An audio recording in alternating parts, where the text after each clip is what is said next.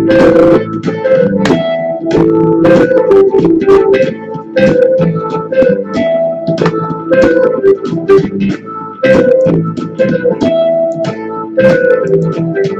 evening. Welcome to this most joyful gathering tonight. Big night, big night. We've been waiting for this. Red, white, and blue flying high. Ladies and gentlemen, America is coming back. We are not ashamed of the good news of conservatism, for it is the power of liberation, first to the Republican and then the socialists. Yours truly at the helm, the exceptional one, Mary Brockman, my bouncer. She's in the chat roll at SHR Media Live. Mrs. Biggs, my beautiful and glorious wife. Ustream, live stream, she's watching. Others are chiming in and coming into live stream. Others are coming into the exceptionalconservativeshow.com. Thank you, Mary. I love this hat too. This is a big announcement night. A big night. And if the title didn't give it away, I'll talk about it in greater magnitude as we go on. We had a great weekend. My wife delivered a message I want you all to hear. She did extremely well. I love her dearly. And I've shut and locked my door so she cannot stop me. What a beautiful, beautiful evening this is. God's message is being heard in the world, even when people told me it would not be. Even in the place they said it would not be heard. You all know what we do. Even when we're wearing the flag as a hat, we take off our hat, we find our right hand and we put it over our heart, and we prepare to say the Pledge of Allegiance of the United States of America. There is no one better at doing that and leading us in that than Senor Cabrera, the Pledge of Allegiance. Buenas tardes, niños. This is Spanish with Senora Cabrera. Today we will learn how to say the Pledge of Allegiance in Spanish. In English, we say, I pledge allegiance to the flag of the United States of America and to the republic for which it stands, one nation, under God, indivisible, with liberty and justice for all.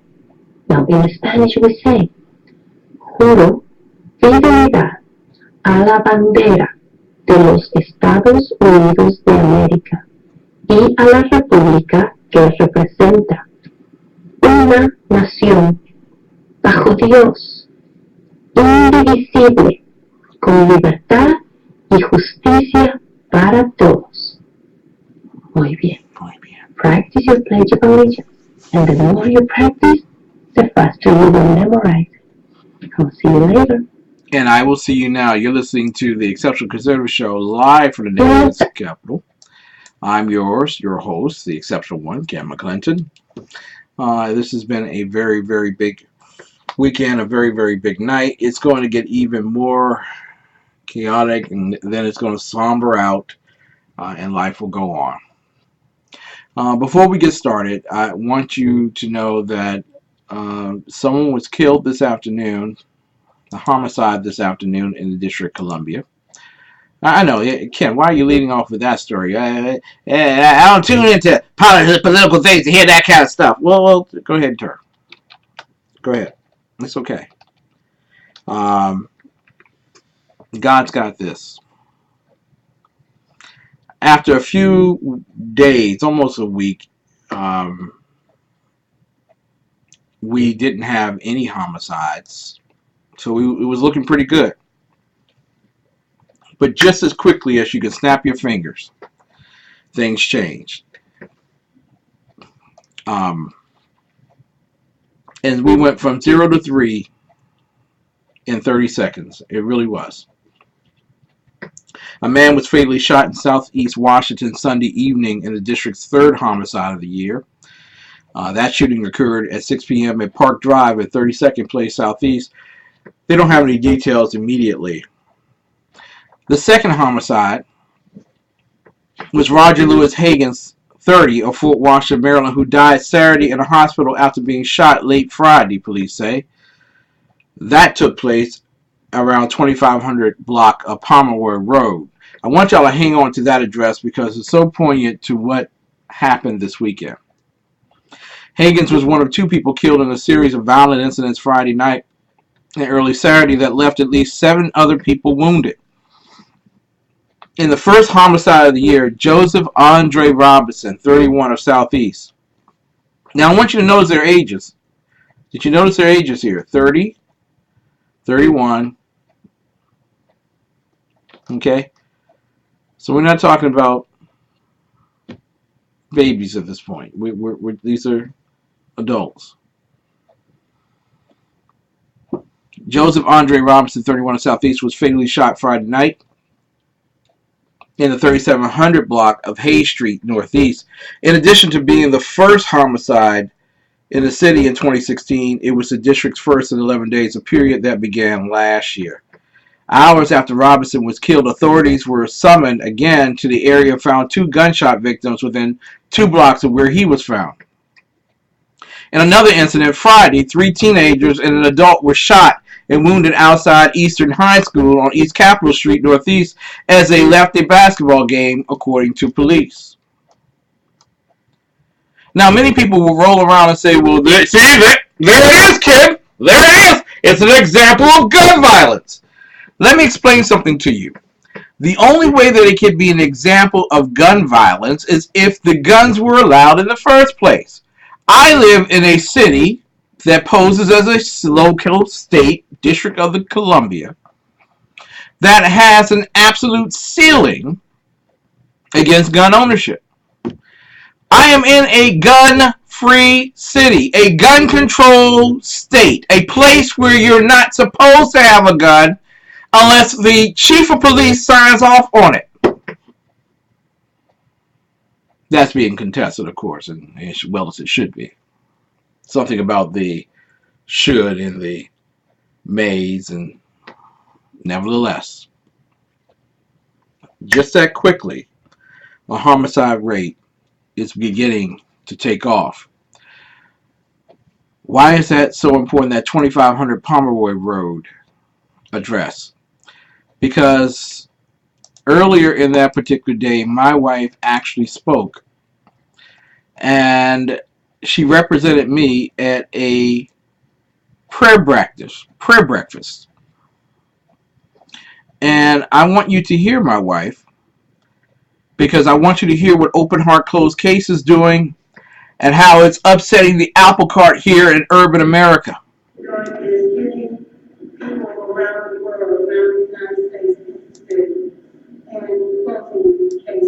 Everywhere. He's told people from St. Ross, Capitol Hill, to work on this person exploring children campaign here. He also talked to some people at the Victor Sims Foundation in Atlanta, Georgia, who were partnered with the campaign combating international trafficking. He's also working with Shonda Smith, President and Chief Executive Officer of the World State Incorporated. She also lost 2 children at the same time who were mistakenly buried in Congress House back in 1993. And she runs a project with support victim families, seeking better practices of service for families. Kim also is working with Howard Hogan of the Howard Hogan National Detective Agency, who has coordinated 75 detectives from around the world to volunteer 20 hours a month with local law enforcement agencies to solve unsolved mysteries, unsolved murders, missing persons cases, including exploited children. The Cong agency has identified 5 unresolved cases of homicide and missing persons from Washington, D.C. for investigative review. They include Eleanor Norton, the homicide, the district president's case, and also identified two other investigators that are willing to volunteer time. The Cong agency has also identified two investigators that are willing to volunteer time on the formation cases. The Cong agency cannot act until the jurisdiction history commission has been granted by the police department. That has happened. So that's really what they're waiting for. But there are 75 detectives from around the world, former FBI, former CIA, former KGB detectives from around the world who said he wants to go into these cases. I want you to. Did you hear what my wife said? Now she's lost her daughter, our daughter, Shanice Milton. And I'm just so very proud that she was able to stand before all those ministers and pastors, you know the ones, who try and do ministry, just try and do the work of the Lord. She stood before them at the Panorama Room in Our Lady Perpetual Help, of the Perpetual Help, just a few blocks away from where the gentleman would lose his very life that evening. And she was cajoling the ministers to get up and to do something. And forgive me, I'm going to go past my break, and it's my show. You can curse me out later if you send letters. That's all I... But the bottom line is she's cajoling here. She's standing up and she's saying to them, the city of Washington has turned away 75 of the world's best detectives. Let me get this straight. You have over 4,000 cases. Over 4,000 cases that have gone unresolved. Unresolved homicides in the past 20 years. 4,000. You have 8 cold case detectives and the District of Columbia, the Metropolitan Police Department, that has only 58 detectives and 8 cold case detectives, 66 altogether. And we came up with 75 in a matter of a month or so who were willing to do this right before we had our major events in D.C. and in Baltimore. We came up with 75 and they said, no. We'll get back. We can't. I go back to my wife. So, we're just waiting to get the police on.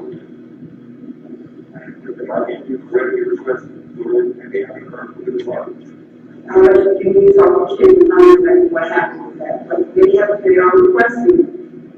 But definitely I need to talk to you about it. That is a problem, as you can tell. He's in the process of different things. Encouraging faith leaders to display, we saw homicide missing person display child cases into flyers. In other words, if someone was murdered in the shoes of the church or in that area, please make sure that the flyers are placed in that church. And that the church somewhere, so that people who go to the church, they may know something. We'll see the flyers. Okay, wait a minute. You have to tell people this? Ministers, rabbis, and all other leaders of religion or whatever your sect is. My God! Somebody dies in your neighborhood and you don't put the flyers up? We don't want that kind of stuff going on in our church. We just want to love the Lord. What? How can you love the Lord?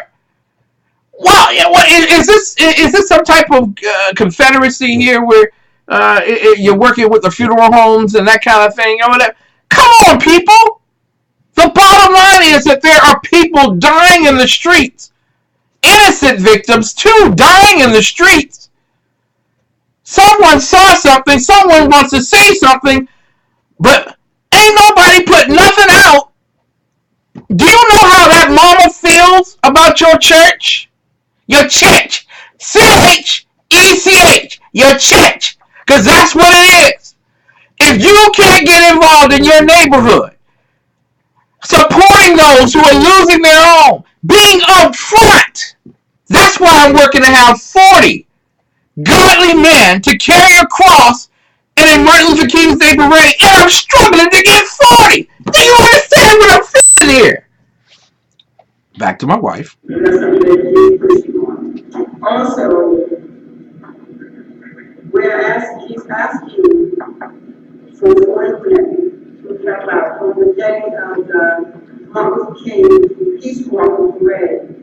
The Open Heart Association will be taking part of that. He has 40 crosses. And he needs 40 strong men to carry the crosses through the parade.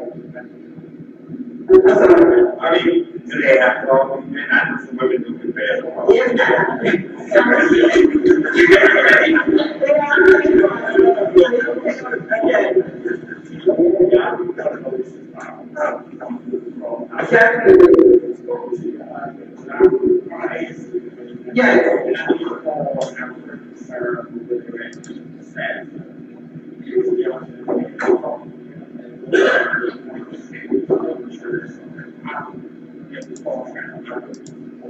Thank you so much. If you have members in your church who are able to walk into this process, you really great. One of the things that Sean Smith said to him was, it takes 6 to carry a cross, and only one to carry a cross. I want y'all to understand that concept. It takes 6 to carry a coffin and only 1 to carry a cross. 6 to carry a coffin, and people volunteer for that. And I'm struggling to get volunteers to carry 1 cross. 1 cross! I'm only asking 1 cross. Do you understand? People are dying in the streets. They need to see something to awaken them. I need 40 strong, godly men to come forward and march with me on Martin Luther King's birthday. Happy birthday to you. Well, what does it mean? What does it mean when you're killing each other? What does it mean when you're closing your eyes so that other people don't get involved? What does it mean when you preach gospels of prosperity every single Sunday and the ones who feel most poor are isolated? What does it mean? It means that the gospel messages are being preached. People's lives aren't being touched. Neighborhoods are not being changed. And well-wishers are all that they can do is wish well. Ladies and gentlemen, do you understand that Shanice's death means more? It means more than just a personal thing for Francine and myself. There are babies dying every single day. And I want y'all to hear real quick. I hope that y'all can hear this. But I want you to hear real quick. My wife is speaking to these pastors, to these ministers. We went to a event, and you're listening to the Exceptional Conservative Show live from the nation's capital. I'm the Exceptional One, Kevin McClinton, Washington, D.C. We were invited to the Murder Mistaken annual Christmas extravaganza, and we love Shonda Smith. God bless that woman. Lost 2 of her children same day, 23 some odd years ago, still fighting the good fight. We love her so dearly. We went and we were Mr. and Mrs. Claus. But I want you to hear who wasn't there. You see, Santa Claus was there. The food was there. The music from the DVDs and CDs and all that other stuff, that was there. Let me tell you what was missing. Go ahead, honey. So he is asking them to 40. And he says the reason for 40 is because Moses from Mount Sinai 40 days to get to 40 days to the kingdom. The Israelites in the desert 40 years. Jesus tempted 40 days, 40 nights. He wants 40 minutes. And he said, I need your help. You need to pick the ministers and strong men of God that will be very cross.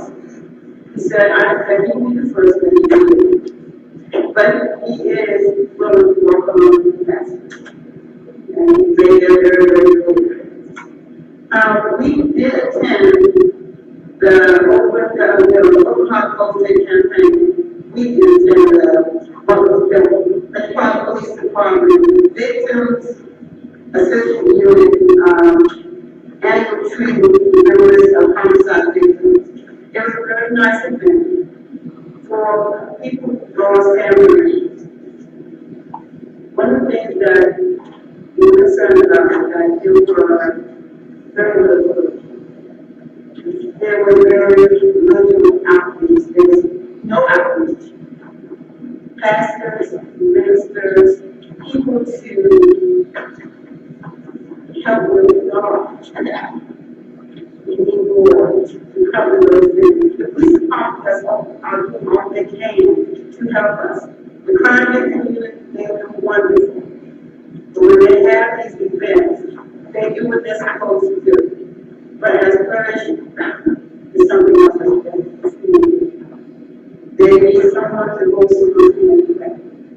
They need someone to direct them to where the community is. That wasn't it. But yes, it was a very nice event, and they did a very good job. They gave us little crystal balls to hang with our Lord's name on it.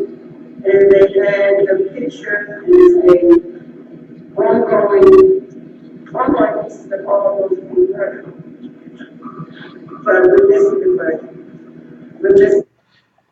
They're missing you. Ladies and gentlemen, I know you all have listened to me before, and we will be going to a break shortly. But here's the pain of it all. Mother loses her child in October. Everyone comes around with a microphone and they pop it in her mouth, and she talks and she's crying and she's weeping.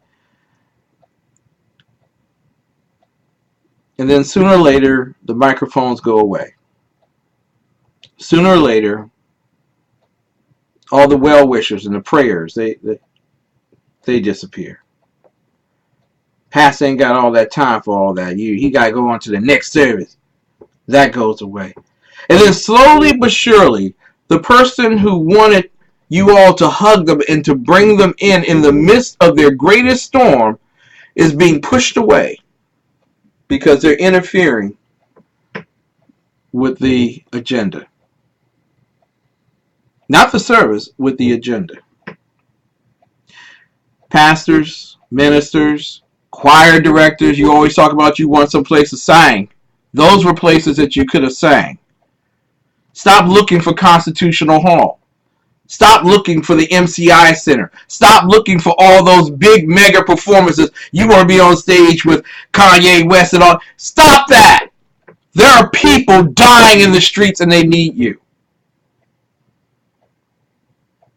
And I suppose, with all of our prodding as the Open Heart Closed Case campaign has been going on, it's not me. It is definitely God working these things out. After that particular message to the clergy, my wife gave on Saturday, and I love her to pieces. That woman did a splendid and a wonderful job amidst all those ministers and preachers with the breakfast, being reminded that it's more than filling up pews. You have to go out and get the harvest.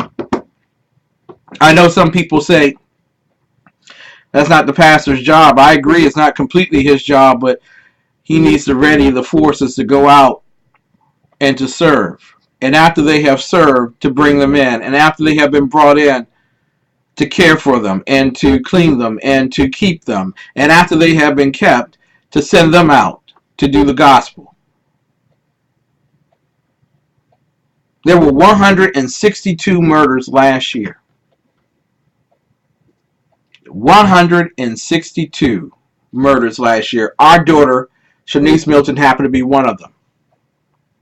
3 years ago, we lost Relisha Rudd. We pray that she's alive today. But where is Relisha Rudd? No one seems to have found her just yet. You see, This is bigger than just even those two, upon which we build foundationally the Open Heart Closed Case campaign. And it's probably one of the major reasons that we were sought out. And when we come back from the break, I'm going to tell you how we were sought out and why tomorrow is a big day, not for gun control, but for open hearts and a desire to close cases. I believe in the Second Amendment profusely. I believe that we've done everything that we can as a nation, and no more needs to be done. It is time for us to respect the God-given right of self-defense. It is also time for us, as ministers of the gospel of Jesus Christ, to stop hiding behind the politically correct, to stop hiding behind what is the political agenda for the party that you belong to. You seem to be more acquainted with the party function than with the godly function at times. It's time for us to move away from all that. And it's time for us to save some lives. Open doors, closed case. When we come back, a conversation on why the exceptional one was chosen. You're listening to the Exceptional Conservative Show live from the nation's capital. We are certainly not ashamed of the good news of conservatism, for it is the power of liberation, first to the Republican and then the Democrat. I'm a mom, and just like millions of other women, that's why I own guns. We're responsible, we're law-abiding, and we're everything that makes America strong. Every day we're willing to use a firearm to defend our families. But the media will never tell those stories.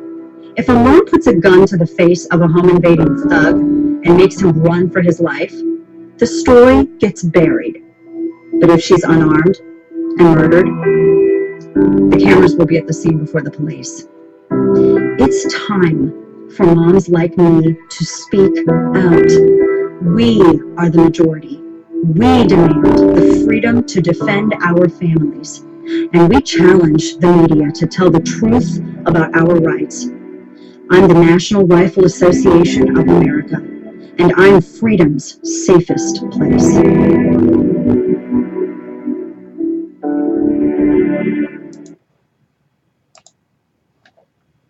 I'm a good person. I never bothered anybody. But I can't afford a nice house in a safe neighborhood. I live in a government high-rise. Gangbangers and drug dealers walk down our halls every day. My neighbors and I were scared. We called the police, but they can't keep us safe. Some of us are too afraid to even leave our apartments. But the housing authority told me if I bought a gun to protect myself, they throw me to the streets. If I'm not free because of my address today, what makes you think you'll be free tomorrow? I marched behind Martin Luther King at Selma. I know my rights. Now I have my gun. I am the National Rifle Association of America, and I'm freedom's safest place. Right swipe. It's gonna be a right swipe. This man just shaved his chest hair into a heart. You stole mine. Right swipe. Right swipe. Right swipe. That goes with my sister.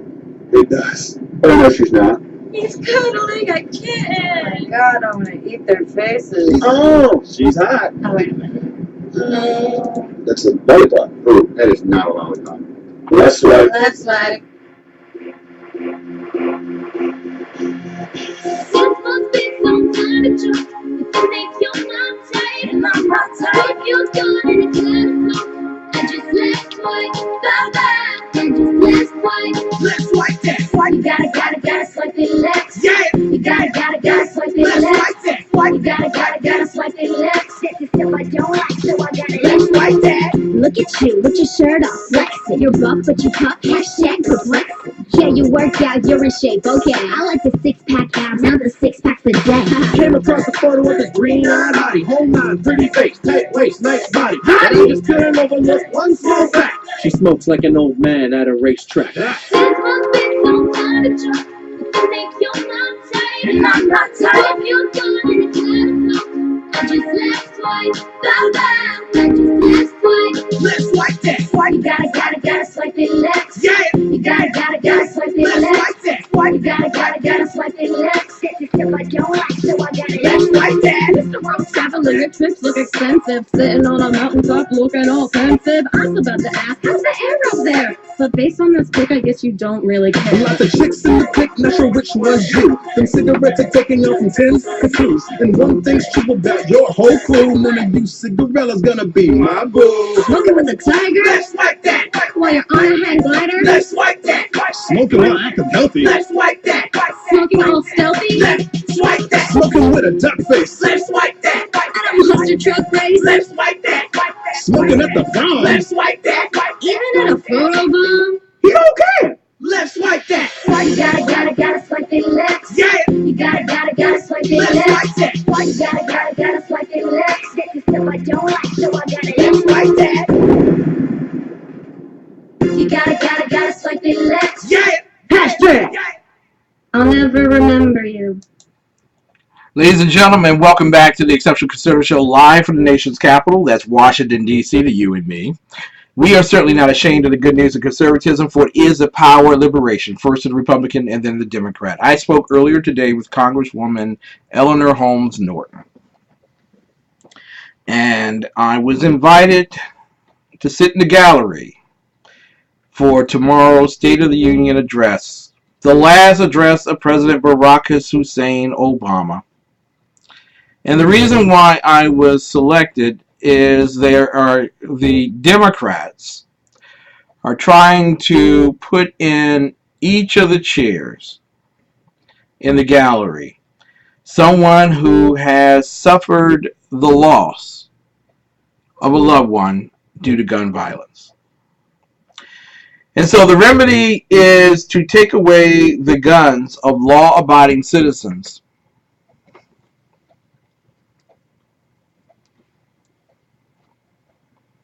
and allow those who find no hazard nor difficulty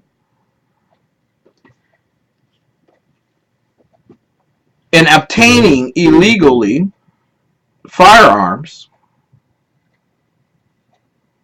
from continuing to get them.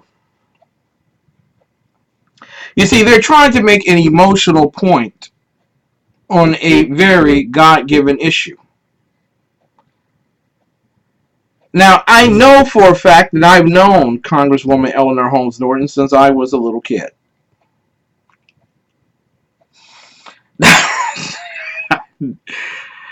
Since I was a young man, I'll go with that one.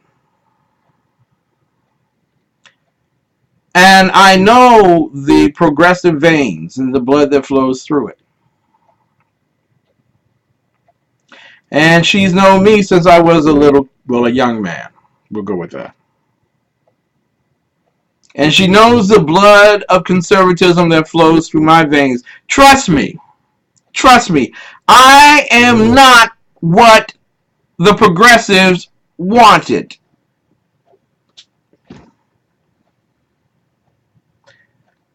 When they killed my baby, the two cowards, one holding her, the other shooting her, and the other 12 riding with them away.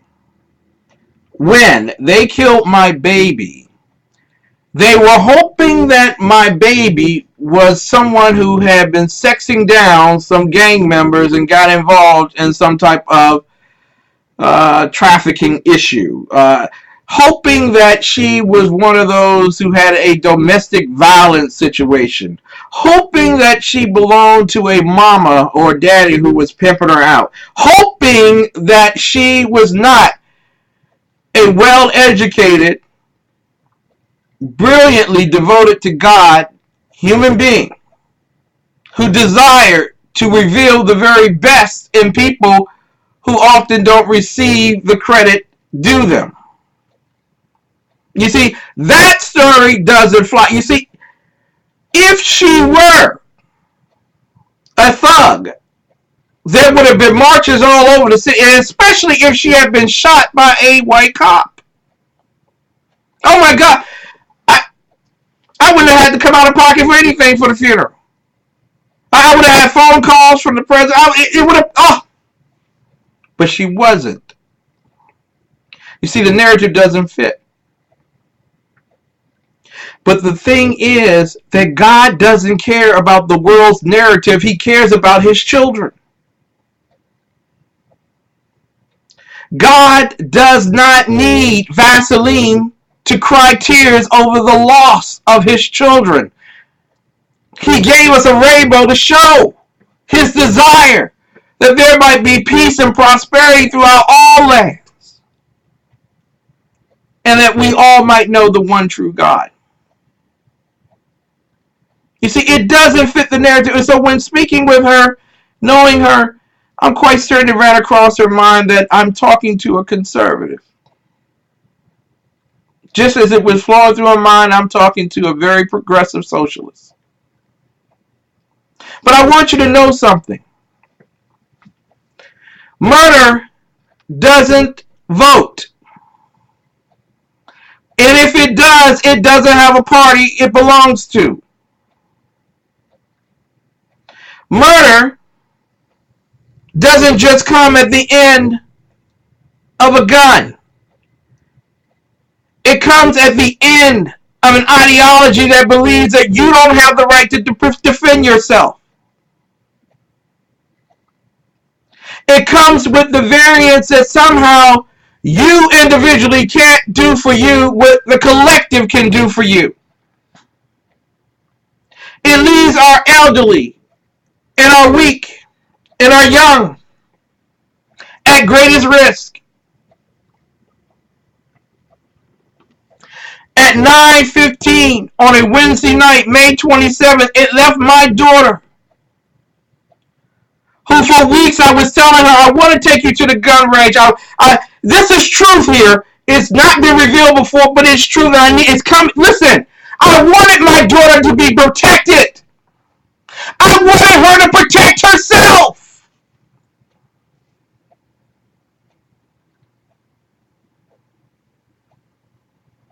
But something stopped that.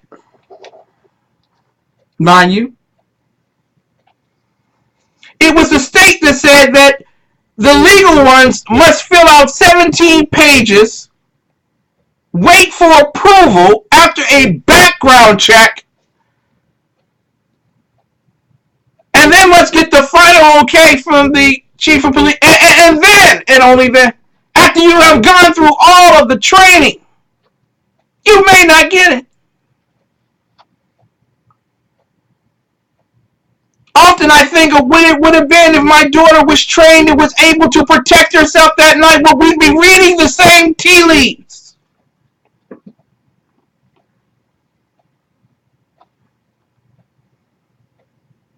Some people are so sick and sordid they think, hey Ken, this is all about you. You get to go to... No! Do you think I want to sit next to socialists? No! But this is what I do want to show. That God has a plan for us. That there is a better way for us. That whether you are a socialist or a conservative, whether you are a Republican voter or a Democrat voter, the gun's not the problem, it's the people. And people need to be redeemed.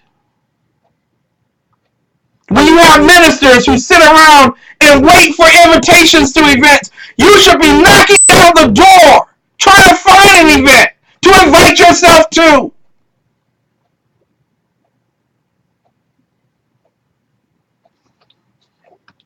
When the office of the Attorney General called me earlier today, I won't reveal the name of the person, but the person was extremely excited about asking me. And I don't know all the particulars. I wasn't, I don't know all that, but I know what he said to me. And this is, he said, Ken, after I read your testimony before the DC Judiciary Committee, I knew it had to be you to come. So if you read my testimony, you know for a fact that I'm a conservative, that I do not believe in gun control. And in fact, I believe gun control in the District of Columbia is unconstitutional simply because it does not allow us to have a militia. Yes, under federal code, section 10, militia is made up of not only the National Guard, but individuals who are not part of the National Guard, unorganized by the state. So if you prevent me from purchasing a gun, you prevent me from actually being a part of a militia, and you take away my constitutional right, which says that I have a right to bear arms, whether in a militia or not, but especially in a militia. You can go back to the Organic Act of 1790 to see the fact that there was once a DC militia. But I digress. Judiciary public hearing, Wednesday, September 16, 2015 at 5 p.m., room 500. This was about violent crime. This was about the sale of synthetic drugs. Somehow, if they passed a bill regarding synthetic drugs, if they just passed that bill, magically people would stop dying on the streets. You don't know innovation, do you?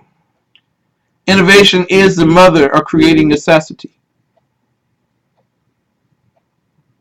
Innovation makes a drug dealer think, I may not be able to sell it, but you know what? I can donate it. You give me what you think a donation is worthy. Do you understand? Criminals are 5 steps ahead because they're made to be, because there's some people that believe that you don't have the right to protect yourself, and the state doesn't have the right to go after individuals who break the law. But I'm going to read this to you, and then we'll go to break. 10 o'clock, we'll come back, and we'll talk about some other things. But people ask, why would a conservative go there? Why, Ken? The reason is very simple. Just like I'm wearing this hat tonight. The reason is very simple. They won't hear unless I speak. They won't know unless I go. And they won't fear unless they see my faith. 40 Christian men is what I'm asking. Must I beg the world to show up and do what the world does best? Imitate the faith, the Church of God? Must I? In that, Phil Pinnell, who's been a very good friend and supporter of Open Heart Closed Case, who made a point that women can also carry the cross. Yeah, I know that. I love you, Phil. I know that. But that's not what's missing in our community.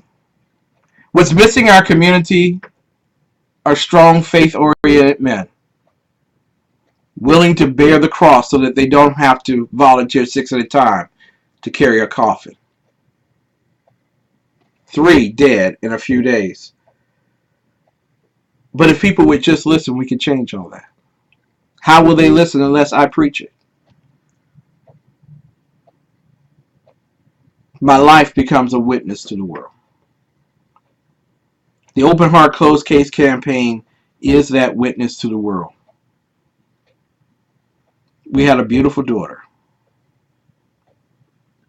And right now she is in a better place because the Word of God says it and I believe it.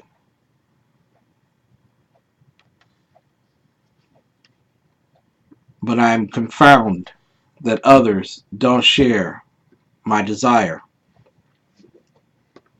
They prefer to say that if we just get rid of the guns, we will get rid of the problem. The problem is not the use of the firearm. The problem is the user of the firearm. Chairman Kenya McDuffie, Councilman Jack Evans, Councilwoman Anita Bonds, Councilwoman Mary Che, Councilwoman LaRuby May. It is an honor to speak before the District of Columbia City Council Judiciary Committee on the topic of violent crime. Now, this is what an Attorney General's office person read and said, hey, after I read that, I knew it was you. I didn't want to ask nobody else. I knew it was you. So I just want to say, there are some conservatives maybe still in the Attorney General's office. I'm not going to blow them off, but you know what I'm saying. And I'm going to be honest with you. God has a way of lifting up you in the midst of everyone's crisis that you might become the leader. He does. I'm leaving it all to God. I am Kenneth McClinton, Chairman of Anacostia Coordinating Council's public safety arm, the Open Heart Closed Case campaign. Our vision is opening our culture's hearts to utterly resolving homicides, missing persons, and exploited children's cases throughout the world. We are solution-driven. Understand me. We are a solution-driven campaign seeking to impact branches of governance locally, regionally, and nationally. From without, it would grant me sincere ease to register my disdain for our city's reaction to the 110 and climbing number of homicides. Yet this culture of fear and death has not left us in peace.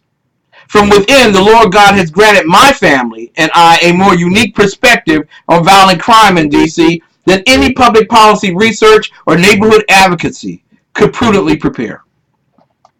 On May 27, 2015, our eldest daughter, Sharnice Milton, was brutally murdered on Good Hope and Naylor Roads in southeast Washington, D.C. She lived, worked, and worshiped in her native city. A graduate of Ball State University, she earned a master's degree from Syracuse University, S.I. Newhouse School of Public Communications. Milton covered wards 6, 7, and 8 for the Capital Community News. She was on her way home from the monthly meeting of the Eastern Market Community Advisory Committee when she was used as a human shield by a gang member avoiding a direct shot from a rival gang member. On the night that the Honorable Mayor Muriel Bowser visited our home to extend condolences on behalf of the city, Sharnice Milton was placed on the city's cold case list. The name of the list has been changed to Major Case Unresolved Homicides. However, unchanged is our daughter's place on the list. And I will tell you now, at number 162 at the end of the year, and 3 now, actually 4, they forgot to add the old man who was ruled a homicide earlier this week. So that's 4 homicides this year. Okay? Still unchanged. No one's come forward for my daughter. On June 1, 2015, she was the 31st added. On July 26, when we began demanding this public hearing, there were 48 unresolved homicides. Since December 2nd, 2005, there are 5 unresolved transgendered homicides. As of this morning for 2015, the city has 65 unresolved homicides. Table A, 2014 unresolved homicides total, 71. 63%. I'm sorry, 63 or 89% are male. 69 or 97% are black. 2015 unresolved homicides as of September 16, 2015, 65. 60 of the 65 or 92% are male. 61% are black. 94%. Where the Black Lives Matter people at? Whoop, whoop, whoop. Yeah. The MPDC's major cold case unit is composed of 8 detectives with over 136 major case unresolved homicides in merely the past 2 years. It must be daunting for such a small staff to bring closure to such a significant compilation of cases. We must answer why a city of this magnitude, after years of community policing, has great duress in resolving homicides. We must answer why a city council is able to fund a Wizard Mystics training center with tax dollars, yet fund only 8 cold case detectives with tax dollars? Why is it difficult to get parents and guardians of unresolved homicide victims out of the shadows of the culture of fear and death? One reason may be that this culture and its itinerants have made it tremendously clear that the victim is not the one killed, but the one that has done the killing. Our legislators make it profoundly clear that they do not want to pass laws, but do not want them to be enforced to the extent of incarceration. I'm sorry, they do want to pass laws, but do not want them to be enforced to the extent of incarceration. Our executive makes it clear that keeping the police at bay while they are taunted by miscreants on ATVs is prudence. Even when electromagnetic pulsar technology exists, the culture of fear and death understands that vivid dance between restrained law enforcement and unrestrained criminals will continue. Finally, we have a judiciary that has received the spirit and releases a man that strikes a police officer because that is not a crime sincere enough to adjudicate. What happens to the freshly released? The death of a man on the Metro Rail by 40 slashes. You want to know why 40? The culture of fear and death is not concerned about whether you will write a new law or create a new government program. They and those oppressed by them will only respond when you believe the laws you write must be enforced at every level of governance. Mr. Chairman, the District of Columbia has a gang problem. Gangs, both local and national, ascertain their revenue through gun trafficking, drug trafficking, and now human trafficking. Stacey Jewell Lewis, Kennedy Center playwright, is an example of an individual that was human trafficked when kidnapped as a teen. Thankfully, her story lives on through her faith and her art. Paul Potter, a retired chief of police from West Memphis, Arkansas, told a group of assembled North Carolina law enforcement officers in early August that he considers gang members to be domestic terrorists. I guess that wouldn't work in Philly. I digress. They'll take a young lady and they'll sell her via prostitution, human trafficking, and they make on average about $160,000 off of one female in a year. I don't need no Powerball. I could just kidnap her. And they make on average about $160,000 off one female in a year, said Mark Bridgman, president of the North Carolina Gang Investigators Association. 2 gang members were involved in the death of Shanice Milton. One held her as a human shield, as the other shot her point blank in the chest. I'm going to take a moment here, because you all didn't see what my wife and I saw. It was easy for you to criticize the casket. It wasn't as pretty as you thought it should have been. You thought I should have spent more money on it. It wasn't plush. It wasn't deep enough. Maybe even hired some folk. I saw the picture of my baby before she was presented to the world. Veronica McCormick of V-Beauty, I want to thank you so much for making my baby look so good. Because those gang members did a job on my daughter. You see, the picture you saw in the casket was one thing. The picture I live with is another. I have that picture and I see it every single day when I open up my phone. I don't show the rest of the world, but it makes me hungry. It makes me want to close cases. It makes me want to bring closure to people's lives. It makes me want to take away that picture, possibly from someone else's life.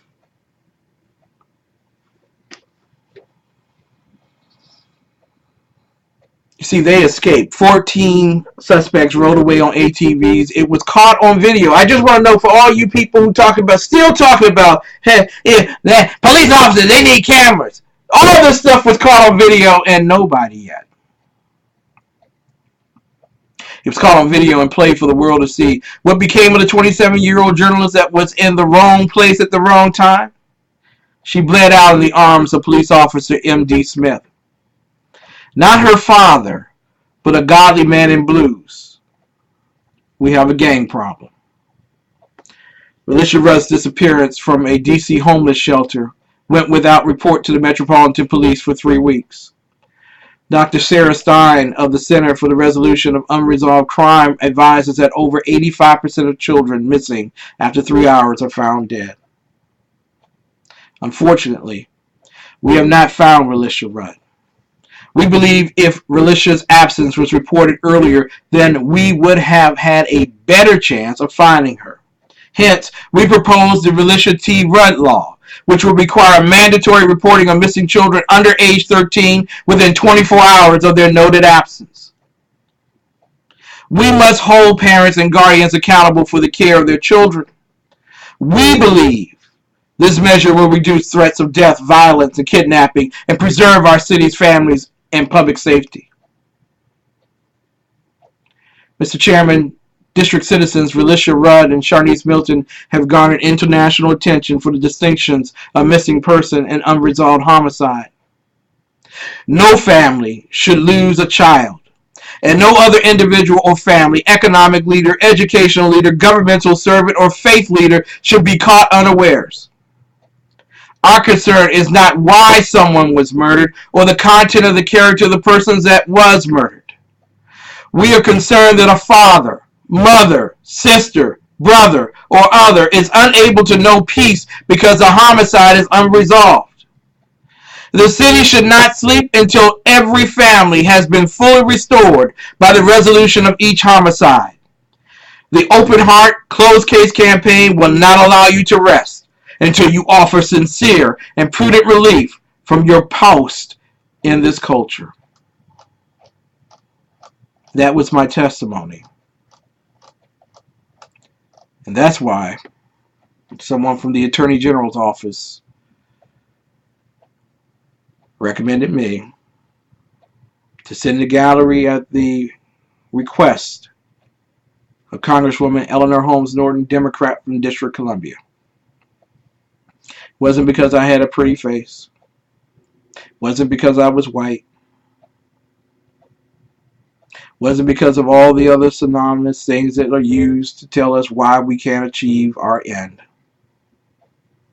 Merely two corrupt, cowardly individuals took an innocent life. And my daughter had no way of stopping them. When they ask for people to stand for gun control, I will not stand. Because I can only imagine what my daughter felt.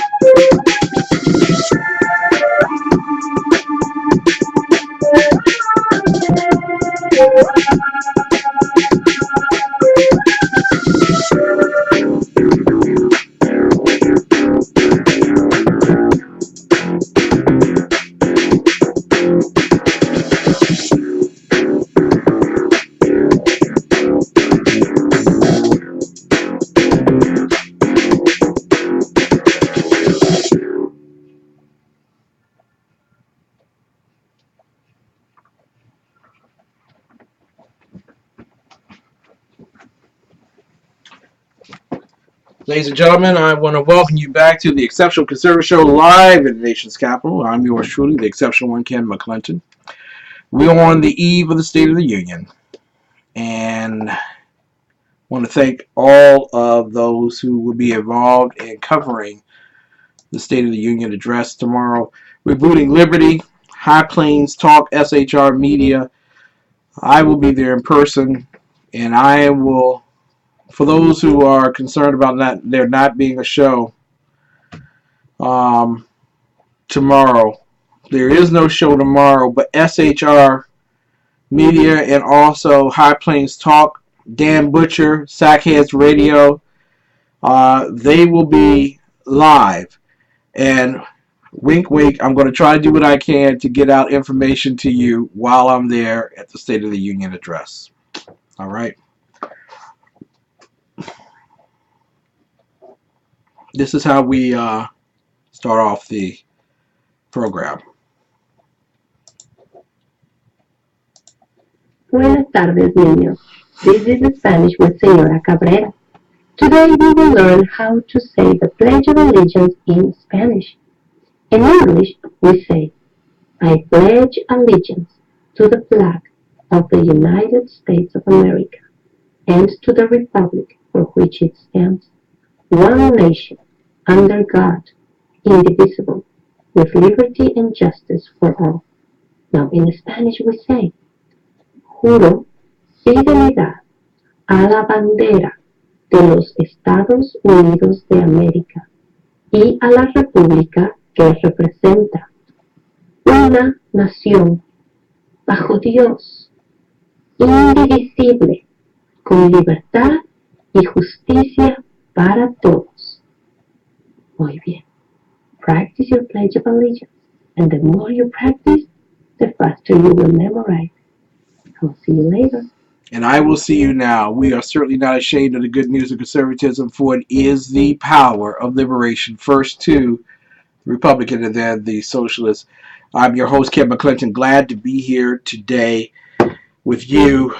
I made the big announcement earlier. You can probably tell from the title of the show, but tomorrow night there will not be the exceptionalconservativeshow.com. There won't be the Exceptional Conservative Show. Because you know I'm the king of 9 p.m. I'm normally here at 9, and we do it. Dave Milner's in the chat row. Glad to have you here. Mary Brockman, my bouncer. If you diss her, you diss me. You will be dismissed. And the lovely Mrs. Biggs is watching via live stream and Ustream. God bless you, baby. So I won't be physically here, but we're going to be working with SHR Media and Rebooting Liberty, and I will be giving you some live tweets, hopefully from the actual floor of the U.S. House, and basically give you some insights. And I'm really excited too, because I remember when I was a young kid that I told my father that someday the floors he cleaned would be the floors that I speak from. And who knew but God. Get ready, bro. Got some ideas for some new bites coming up. Good, good. Dave Milner, the Unpleasant Blind Guy, is here, and we're so glad to have you in here. I have a question. Okay, Dave, go ahead. What is your question, Dave? What is your question? I just want to say this: at 10 o'clock, we normally have the wonderful Lonnie Poindexter, but he's in travel at this point. And by golly, I guess it's my show, so you'll be just left with me for the evening. So there we go. After the, I would love. You know what? I was thinking about doing that, getting an infused burger and just reporting from. I'm gonna see if I can get that done. I really am. It's gonna be a very early day tomorrow, because I have to. I have to look. I have to look a certain way. Apparently, I have to pass the. After tomorrow, Ken, we'll have a month's worth of show. You know I will. You know I will. I have to appear as if my wife were standing next to me. So that's a certain dress code, and I don't want to break any violations or anything like that. And so I got to work on that tomorrow. But I am sincerely faithful in believing that God's working with me right now. We need to pass a militia law in D.C. We need to make certain that men, women have access to firearms to protect themselves here in the District of Columbia. We got to make certain that the Constitution is not a living, breathing document, but can be lived and breathed by people who believe in the Constitution itself. That's right, Mary. No hat. I can't wear a hat tomorrow. That's why my hair got curly. You know what I'm saying? My hair got, and I got all kinds of jokes coming at me from Sackheads Radio, and I know a lot of conservatives want to make this, you know, kid. It's well deserved, my friend. Doesn't surprise me. It's shocking. I make fun of socialists who call themselves Democrats all day long, and it would be a socialist that invites me to my first State of the Union live view. So you know what I'm saying? God, this is all God. It's all God. Want to turn our attention now to the first annual message to Congress on the State of the Union. Now, I don't know how long those things last or whatever, because who was it? Bill Clinton, I think, holds the record for the longest speech, State of the Union address. These things can get kind of lengthy, you know. And although I don't have, okay, no one with a medical degree has diagnosed me with sleep apnea, and I won't give them a chance now that they're getting ready to report on who has a gun in their house or not. You don't have to answer that question, people, and please tell your children not to answer it. I'm just telling you, don't do it. Don't do it. It's none of your business. None of your business. But I'm going to show you the State of the Union address that George Washington gave. And it is no way you could have even caught a cold with the State of the Union address. But now you got people who are talking for 2 hours. Okay, and first and foremost, I really don't want to hear President Barack Hussein Obama do 2 hours tomorrow. I really don't. I mean, you only got 1 year left, and it's already, you've already screwed it with the gun control thing. So, you know, this is your vacation year. This is that year where you travel to all the places you ever wanted to because you're president and we're paying for it. You know, this is what that is for.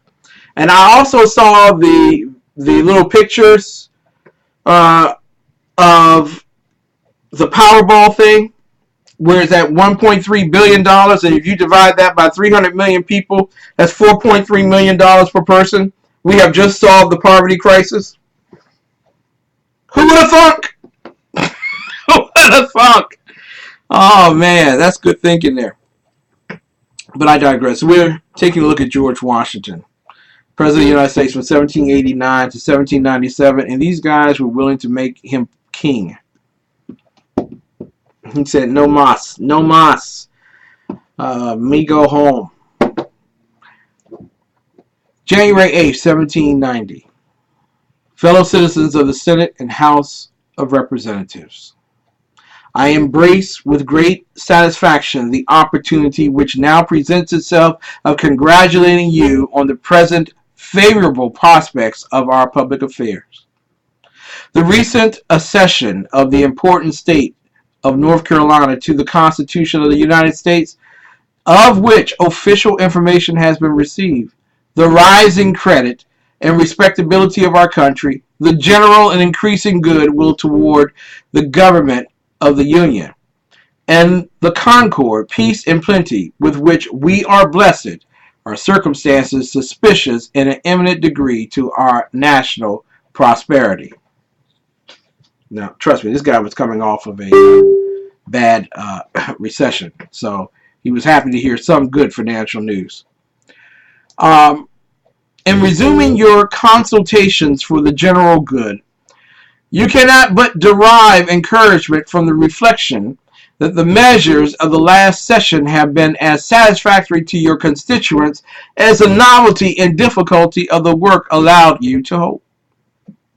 Still, further to realize their expectations and to secure the blessings which a gracious providence has placed within our reach, will in the course of the present important session call for the cool and deliberate exertion of your patriotism, firmness, and wisdom.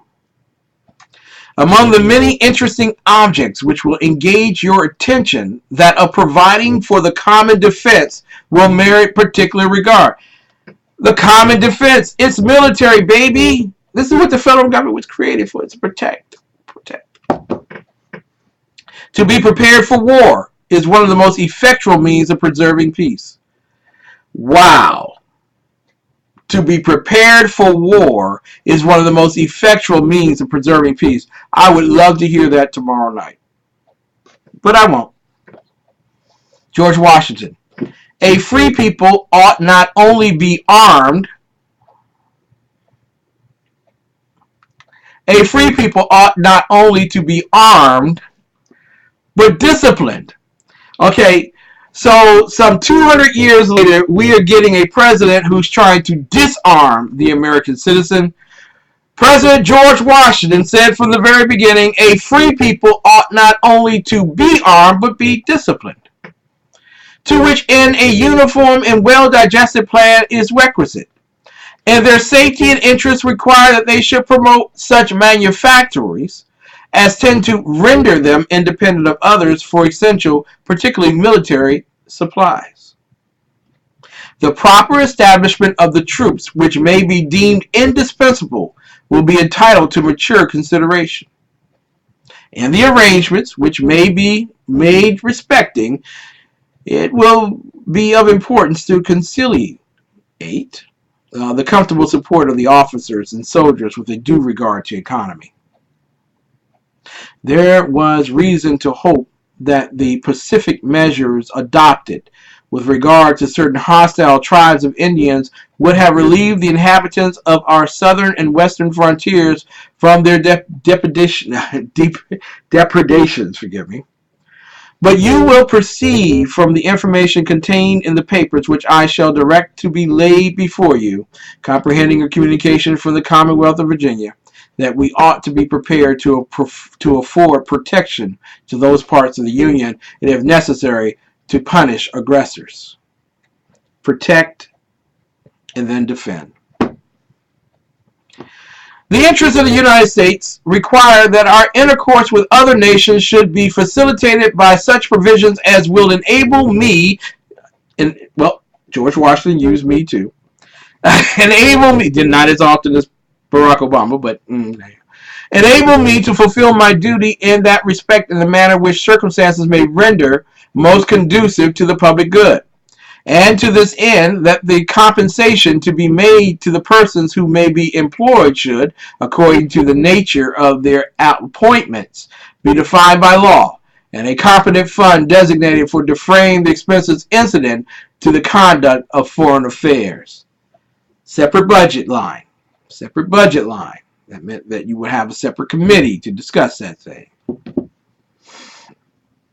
Various considerations also render it expedient that the terms on which foreigners may be admitted to the rights of citizens should be speedily ascertained by a uniform rule of naturalization.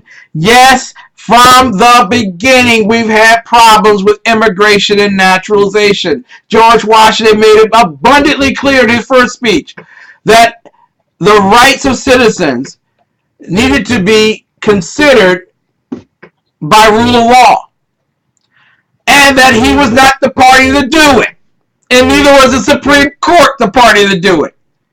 Who's going to do this? It has to be Congress. It ain't going to be me. I'm here to enforce the law, not to write it. Uniformity in the currency, weights, and measures of the United States is an object of great importance. That's biblical, and will, I am persuaded, be duly attended to. Now, they are establishing a nation. We have a nation, and these guys speak for 3 hours. I'm just saying. The advancement of agriculture, commerce, and manufacturers by all proper means will not, I trust, need recommendation. But I cannot forbear intimating to you the expediency of giving effectual encouragement as well to the introduction of new and useful inventions from abroad. As to okay, here we go. We're going to have a problem. We're importing. To the exertions of skill and genius in producing them at home, and of facilitating the intercourse between the distant parts of our country by due attention to the post office and post roads. Yes, ladies and gentlemen, government programming has begun. Nor am I less persuaded that you will agree with me in opinion that there is nothing which can better deserve your patronage than the promotion of science and literature. Knowledge is in every country the surest basis of public happiness. And one in which the measures of government receive their impressions so immediately from the sense of the community as in ours, it is proportionably essential. To the security of a free constitution, it contributes in various ways. By convincing those who are entrusted with the public administration that every valuable end of government is best answered by the enlightened confidence of the people. That every valuable end of government is best answered by the enlightened confidence of the people. Less government, more citizens, more people. Let the people do it. And by teaching the people themselves to know and to value their own rights. Your job is not to take away rights. Your job is to assure them. Okay? Mr. Obama. To discern and provide against invasions of them. That includes 1 million people coming across the border. I'm sorry, this is German Chancellor. All right, Merkel. To distinguish between oppression and the necessary exercise of lawful authority. Between burthens proceeding from a disregard to their convenience and those resulting from the inevitable exigencies of society.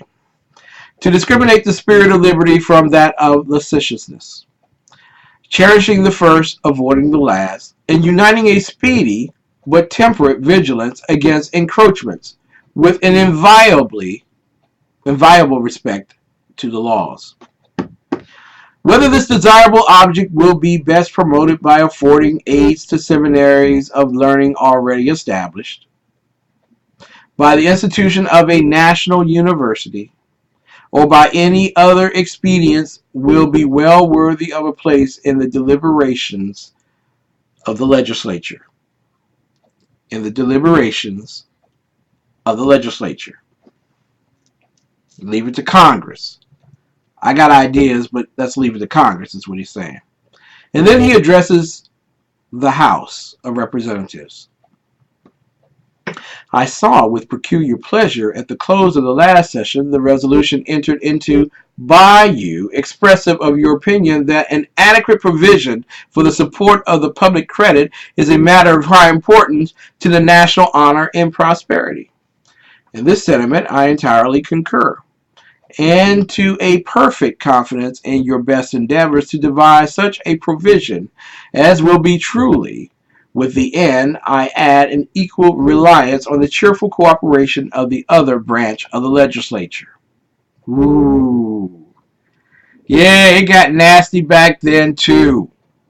It would be superfluous to specify inducements to a measure in which the character and interests of the United States are so obviously, so deeply concerned, and which has received so explicit a sanction from your declaration. We're having a battle between how we finance our nation. He is on the side of the House. This is how he approaches the House and the Senate. Gentlemen of the Senate and House of Representatives, I have directed the proper officers to lay before you respectively such papers and estimates as regard the affairs particularly recommended to your consideration, and necessary to convey to you that information of the state of the Union which it is my duty to afford. The welfare of our country is the great object to which our cares and efforts ought to be directed. and I shall derive great satisfaction from a cooperation with you in the pleasing through arduous task of ensuring to our fellow, meaning you got to work, brothers, ensuring to our fellow citizens the blessings which they have a right to expect from a free, efficient, and equal government. George Washington. We'll be right back with more of the best in urban conservative talk. Hi, my name is Christopher Arnold. I'm the executive chef of a Fuse restaurant, and today I'm going to walk you through some of the meals that we prepare here.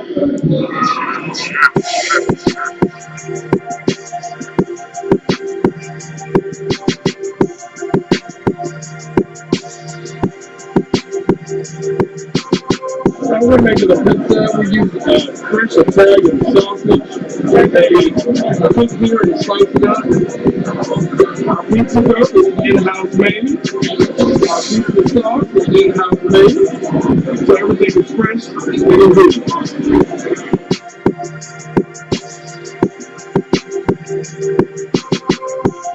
This is our Thai curry chicken. The sauce is made with coconut milk and the Thai red curry. It is juicy chicken thighs as well as some mixed vegetables, served with jasmine rice and pita bread. So now we're going to prepare our famous blackened tilapia and grits, our fish and grits on the menu.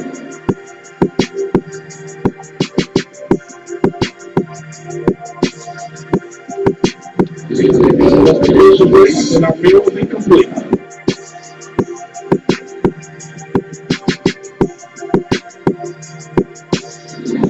Let me tell you about our infused heat burgers. So we kick the spice up just a little bit with our infused sauce. We start off with 80-20 USDA ground chuck hand patty burgers, like half a pound of burgers, and we're going to grill it to perfection. After I put the burger, we add the sauce and let it cook on into the meat a little bit.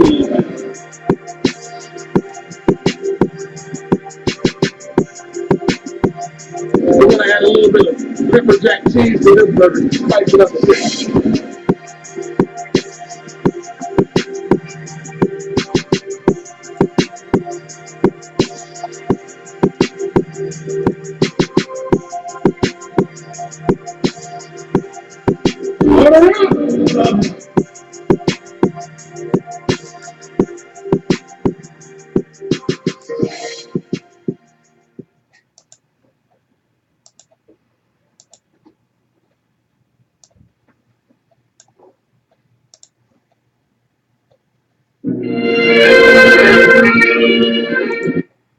I'm a good person. I never bothered anybody. But I can't afford a nice house in a safe neighborhood. I live in a government high-rise. Gangbangers and drug dealers walk down our halls every day. My neighbors and I were scared. We called the police. But they can't keep us safe. Some of us are too afraid to even leave our apartments. But the housing authority told me if I bought a gun to protect myself, they throw me to the streets. If I'm not free because of my address today, what makes you think you'll be free tomorrow? I marched behind Martin Luther King at Selma. I know my rights. Now I have my gun. I am the National Rifle Association of America, and I'm freedom's safest place. Amen. Ladies and gentlemen, this is that time when we have to be very honest with ourselves. The honesty that our politicians lack. One of the honest things is that you go to a Fuse restaurant, of course, 6339 Allentown Road, Temple Hills, Maryland, 20748. 301-449-9000. That's infuse.com. 301-449-9000. But guess what, my friends? There's some people, you can take them to the water. You can even scoop the water out and put it on a hot flame. You can pour it over ice so that it chills and cools after it's gone through a filter. And then you can put the cup right before them along with food. And there's some people that will not eat and will not drink because they don't believe it's any good. Now, I know some of you all have been following the shooting in Philadelphia. And you heard the words of the police commissioner who stated that the gentleman shot the police officer, attempting to kill him, assassinate him, in the name of Allah, for the sake of the religion.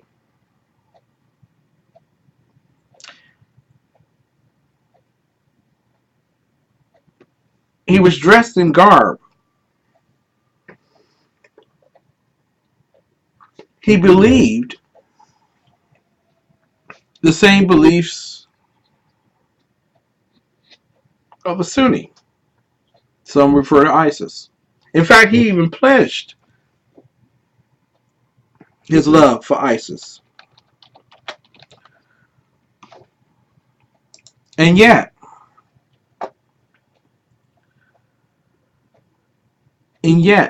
there are some, no matter what you say, no matter what you do,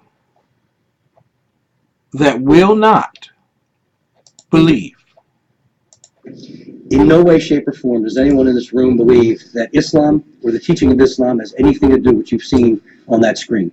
That is abhorrent. It's terrible, and it does not represent the religion in any way, shape, or form, or any of its teachings. This is a criminal with a stolen gun who tried to kill one of our officers. Has nothing to do with being a Muslim or following the Islamic faith. So I want to turn it back over to Commissioner. Okay. In no way, shape, or form does anyone in this room believe that Islam or the teaching of Islam has anything to do with what you've seen on that screen. That is abhorrent. It's terrible, and it does not represent the religion in any way, shape, or form, or any of its teachings. This is a criminal with a stolen gun who tried to kill one of our officers. Has nothing to do with being a Muslim or following the Islamic faith. So I want to turn it back over to Commissioner. Ladies and gentlemen, that is Mayor Kenney. No relation. No, just kidding. Mayor Jim Kenney, Kenney, the mayor of Philadelphia. Now, he states that what happened, and we're going to go over that momentarily, because I do have a lot of followers now from Saudi Arabia, Iraq, Afghanistan, Sierra Leone, Africa. And you all are watching this stuff, and you're listening to me, and you are pledging your support to organizations that will cause evil in the land. And I'm going to tell you right now, I fear not any man. But I will tell you this, that your religion propagates violence. Your religion feeds off of jihadism. And if there are not those who are coming forward now and saying publicly that the religion is separate from the war itself, there should not be people here saying otherwise. Judge Janine, tell them why.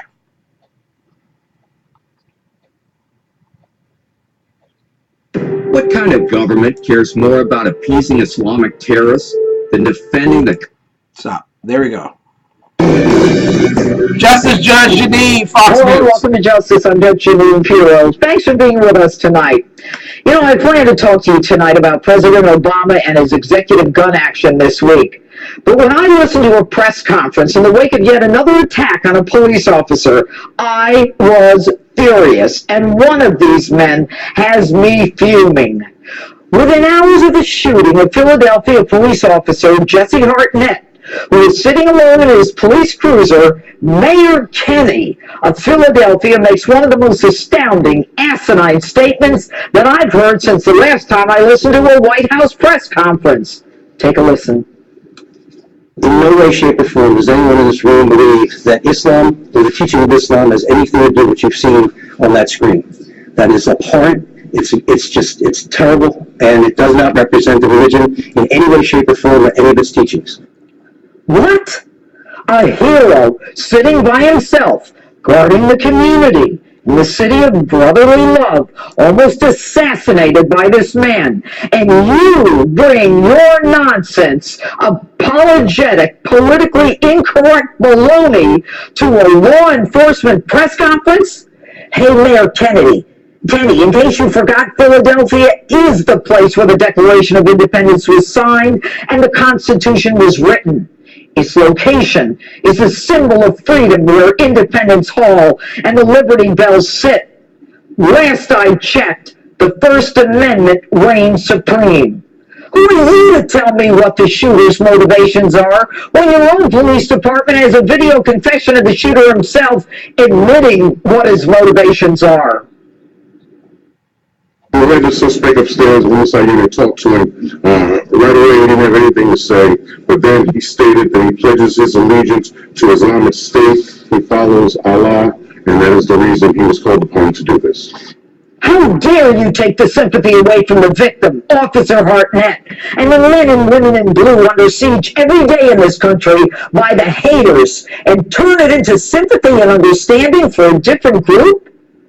I don't need you to tell me or lecture me what I should be thinking because you want to suck up to the Commander-in-Chief. So how about you drop your liberal ideological nonsense and stop apologizing and start focusing on the threats to kill those in your department? And I don't know if you need to see an eye doctor, but the man is wearing Muslim garb. He has sworn allegiance to ISIS. He told the cops he did it for Allah and ISIS. His own mother says he's a devout Muslim. Are you stupid? And you're not alone in your stupidity. On December 17th, 70 Democrats in the House of Representatives introduced House Resolution 569. A resolution condemning violence, bigotry, and hateful rhetoric toward Muslims in the United States. Those congressmen and women resolved to express their condolences for the victims of anti-Muslim hate crimes. No mention of Christians and Jews. 2 weeks after the Islamic State-inspired massacre of Americans in San Bernardino, California. And add to that, Attorney General Loretta Lynch, within days of that massacre, expressing her greatest fear is anti-Muslim rhetoric that might lead to violence. All of this, folks, is a direct violation of the First Amendment right to free speech. Yes, offensive speech is protected. And need I remind anyone that the First Amendment reads, Congress shall make no law respecting the establishment of a religion or abridging freedom of speech. These folks don't seem to understand that they are violating our free speech rights under the First Amendment. Offensive speech is protected and Congress is forbidden from promoting one religion over another. Now, I have feared for some time that Sharia law is already here. This resolution is an affront to the freedom of religion by prioritizing one over others. By the way, this resolution and the names of those who sponsored it are on my Facebook page. So, Mr. Mayor, stop mouthing off when you don't know the facts because you're pandering either to the White House and the political class that is taking us down this road. Why don't you start by offering your sympathies to Officer Hartnett, his family, and the families of those Americans killed in California? And that's my open. What an open, ladies and gentlemen, Judge Janine Pirro.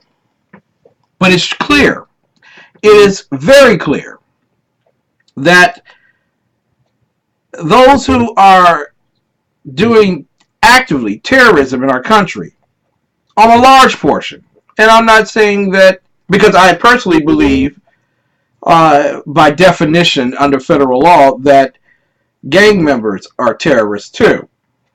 They're domestic terrorists.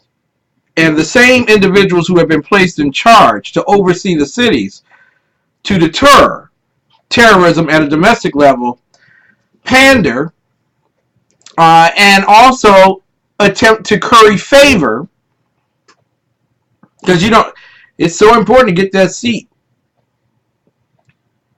to curry favor with the White House, because no one wants to offend the Prophet of Islam. No one wants to offend and say that the war between the Sunni and the Shia is the real war that we should be watching, and how it's spreading across the lands. No one wants to say that kind of stuff. But here's something that came out. Emily Shapiro, ABC News, reported this earlier today. Earlier yesterday. It was a woman who warns Philly police that alleged cop shooter was part of a radical group. What? Clutch the pearls. Can I put this in the chat room for y'all to curry favor with those who are telling you that this had nothing to do with Islam? This had everything to do with Islam. This had everything to do with jihadism. And for those who sit up and tell us that people are picking off our family members and shooting at our cops in the name of Allah, but it's not the real Allah, it's a false Allah, so it's not part of the religion, it's just a faction, and that's sickening. That is sickening, and it's also a lie. Ladies and gentlemen, a woman has warned that there is a sect in Philadelphia. Now, I don't know about you, but Philadelphia is it's a nice place in some places, and in some places it ain't so nice.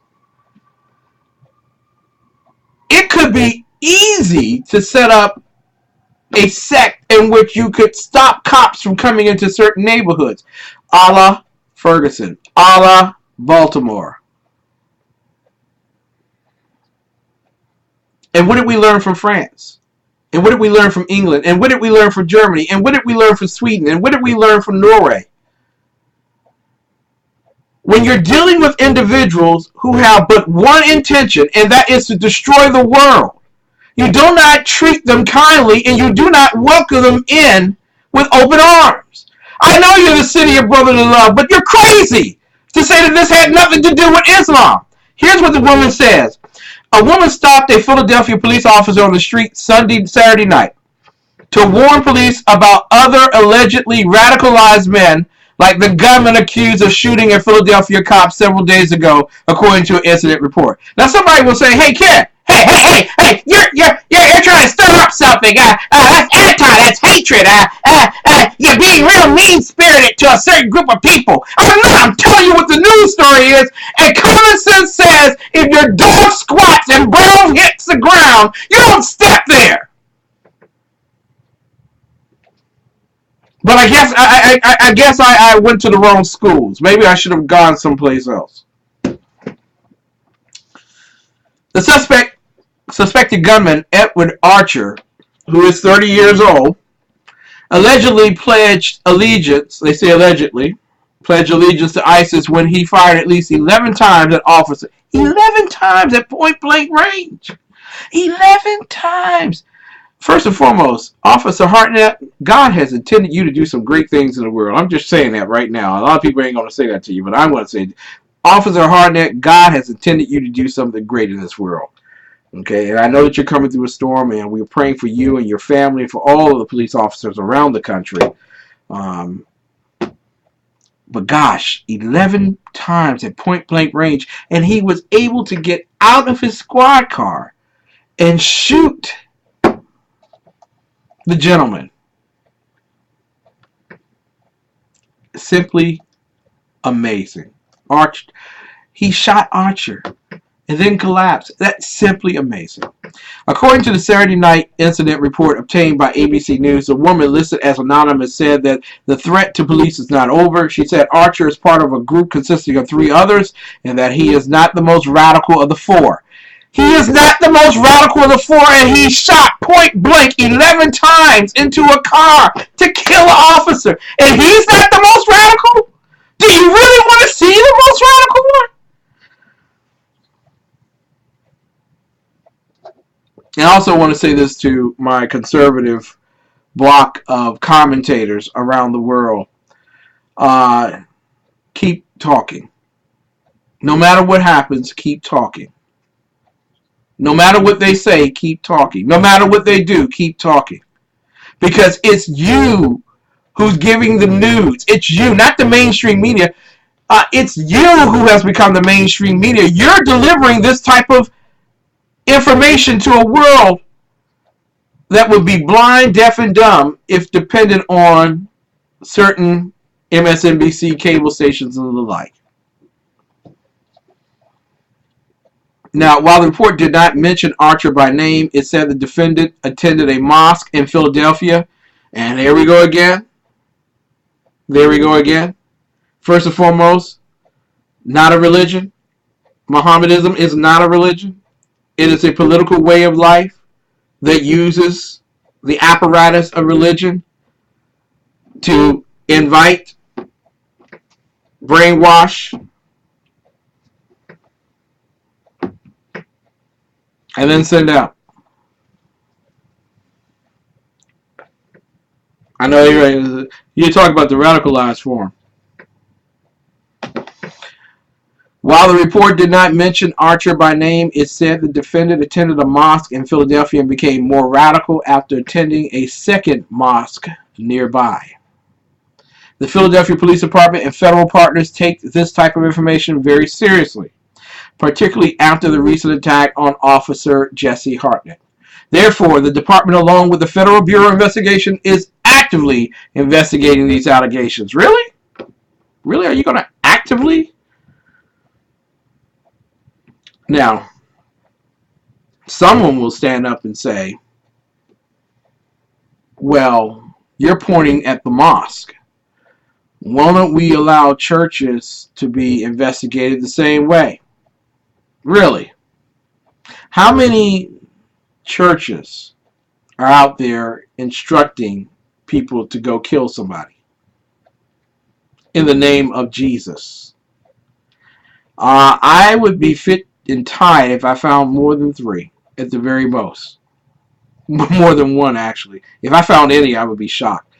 But people, every day it's the same group of people, the same group of people, the same group of people doing the same thing over and over again. And then you have those who are in power constantly telling you it's not what they believe, it's what they do. It's not what they believe, it's what's being done to them. It's not what they believe. It's how they handle things in their side of the world. No, you're here. And this is how we handle things in our side of the world.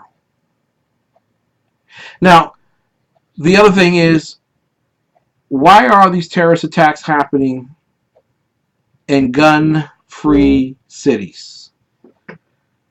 Why? Well, even the ISIS people will tell you the worst thing you can do is disarm a people, at least if you don't want them coming. Because once they are disarmed, you have set them up to become the martyrs.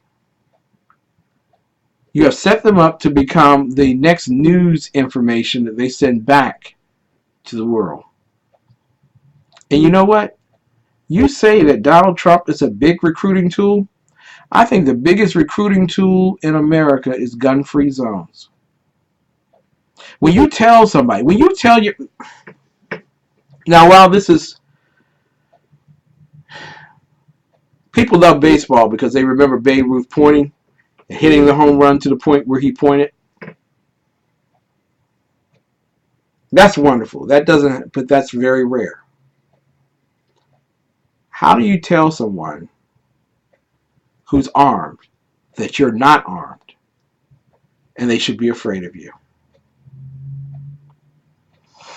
Doesn't make sense. Now, like it was stated before, Archer's own mother said her son had been hearing voices in his head and needed medical help. Archer allegedly confessed to shooting Hartnett in the name of Islam. Yes. Yes, he did. Archer, who police say had one previous arrest, traveled twice from New York area airports to the Middle East, to Saudi Arabia in 2011 for Hajj, and to Egypt in 2012. Two law enforcement sources told ABC News Friday. Archer has a U.S. passport and was not on a watch list, the sources said. Archer has been charged with attempted murder, aggravated assault, assault on a law enforcement officer, recklessly endangering another person, possession of an instrument of crime, violation of Uniform Firearms Act and related offenses. But here's my question. Why has he not been charged as a terrorist? Maybe if I ask that question to Congresswoman Eleanor Norton tomorrow. We've had enough time. It's been almost a week. We've had enough time. Why is he not charged as a terrorist?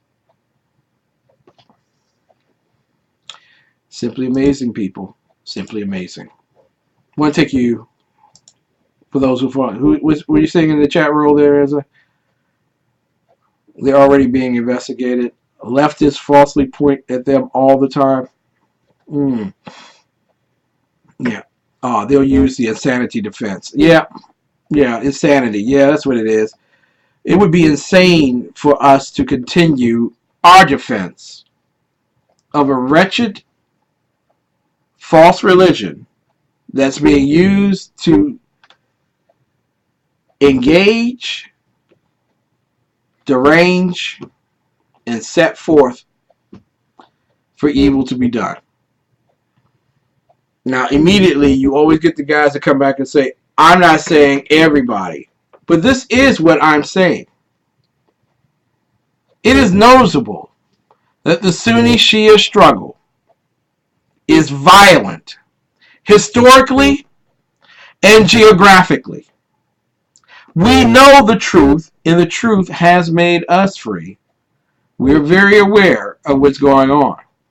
Now it's time for our president, our Supreme Court, and we the people, our Congress, to stop sitting around like infants pandering. Dude is a common core, hardcore terrorist. And the sad thing is that there are a whole lot more like him. And Dave has a great answer. If the person who's running for office tells you that these terroristic actions have nothing to do with Islam or Mohammedanism, don't vote for him. It's as simple as that. I wouldn't vote for him. I don't want to vote in the Looney Tune. Okay, paying a Looney Tune to represent me? No, I don't think so. Don't think so at all. Also, just want to go over some quick news stories that a lot of people put under the radar screen, but you should definitely follow. And I want to thank all of you all for your prayers and your support. Tomorrow there will not be the Exceptional Conservative Show. The King at 9 p.m. Will be sitting up in the gallery. At least, maybe not after this show. Maybe their counsel would find. You hear him? He's talking about gun control like it doesn't work. He's talking about all the places where there's terrorism, it's gun control. Oh, man. It's amazing how you can cry when you allow a terrorist action on your watch. Man, but 400 people died in Chicago? I didn't see no tears. Wasn't no Vaseline there, no potato, onion, dill mix or nothing, you know. Wow. Good night, Deborah. We love you. We thank you so much for coming in and tuning in with us. Two quick stories. U.S. justices are preparing to deliver a blow to unions. Here they go. This is what they want you to know, or they're not reporting across the board. We got your back, Kenny. We'll see you on Wednesday. Thank you. God bless. The bottom line here,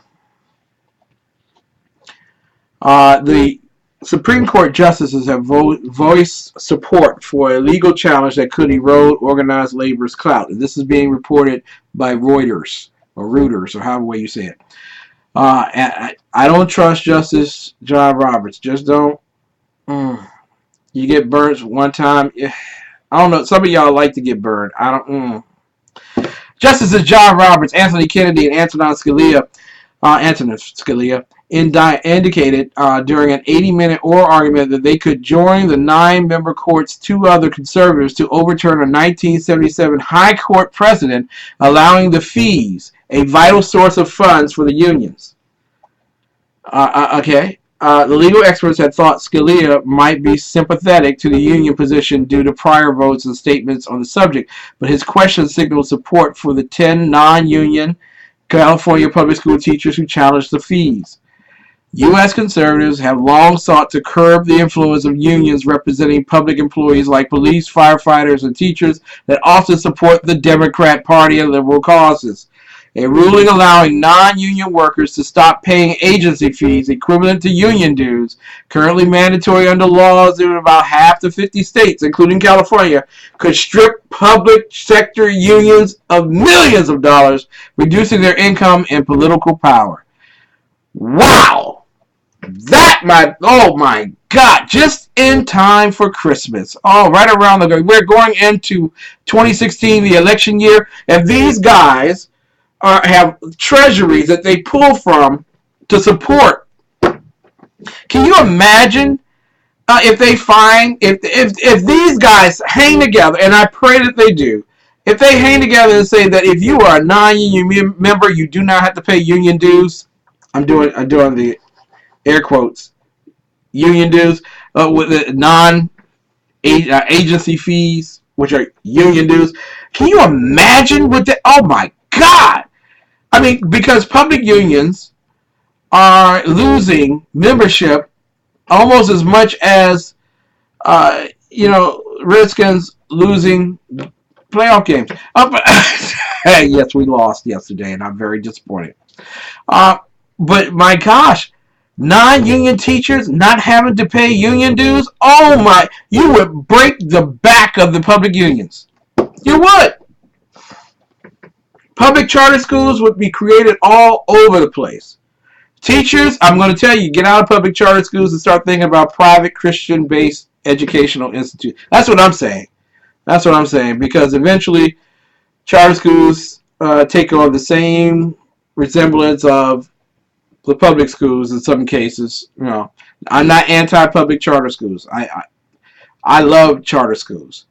But sometimes administratively people haven't come off the plantation of the union periods of their lives, and they do the same thing over again that they were trying to escape doing. I'm just going to tell you right now, if Scalia, Roberts, and Kennedy and all the other conservative factions on the Supreme Court decide on that particular matter, that would be enormous. In fact, California teachers generally pay around $1,000 annually in union dues. Okay, and non-members pay $600. So if you're paying union dues and you find out your friend, who's a non-agency person, doesn't have to pay union dues, okay, are you going to come out of pocket $1,000? No, I ain't going. Wow, that is amazing. Can I give you another story real quick? Don't want to run out of time. Congresswoman Corrine Brown is remaining silent on the subject of a federal subpoena. Now, you all know that I'm a very good friend of Glo Smith. Glo Smith was running for the U.S. Congress just about a year or so ago, 2 years ago, in fact. And the gerrymandered area that she was in was strictly designed so that Corrine Brown would get all black voters. And that was Republicans who did that. They scratch one back, scratch the other back. So they set that up, that gerrymandering thing. The Florida Supreme Court said, don't do that. That's not the way you do it. So they have proposed a new Florida 5, which doesn't stretch up and down and around and through somebody's neighbor's swimming pool, and then no, it stretches across east and west of Florida, and encompasses a great diversity of voters.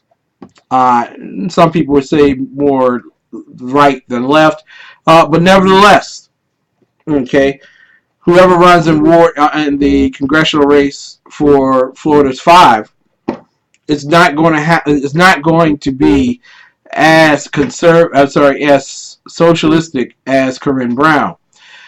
But Corinne Brown received a federal subpoena last week, and she's not talking about it. She's been advised not to speak on it. She says, I love talking to you guys, and you need to know that. But he says, if I talk to you all, he's going to divorce me, and we can't have that. So I'm doing exactly what my attorney told me to. So there you go. Corinne Brown released a statement saying the investigation is politically motivated. She believes it's related to her federal lawsuit challenging the new shape of her district. And the Florida Times reported Brown got the nose of a federal investigation while meeting with political operatives at a barbecue restaurant on Norwood Avenue. So there you go. So every time you go to a barbecue restaurant, you are definitely guaranteed to be told that the FBI is watching you. Ladies and gentlemen, I want to thank you all so much for tuning in tonight. But I want to give you some good news here before we go. Bernie Sanders finally admits publicly that Hillary Clinton is in serious, he used the term serious, in serious trouble. When we come back on Wednesday, I will talk with you about the emails. And this is in preparation of 13. Go see the movie 13. Get the tickets. Go see the movie. But Hillary may not be the candidate for the Democrat Socialist Party of America. Bernie Sanders just might be. We'll talk about it. Thank you all so much. God bless you. I will be reporting from the State of the Union address live tomorrow. Sackheads Radio will be live with Sean. And also Dan the Man Butcher will be live with High Plains Talk Radio. Listen, we are syncing ourselves and we're going to get on frame reference here, and I will give you information live as it comes to me. God bless you, and God bless those who serve the Lord.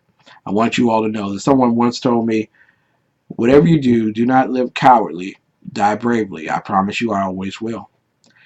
They also told me, God blessed America. Now it's time for America to bless God. We'll see you Wednesday night.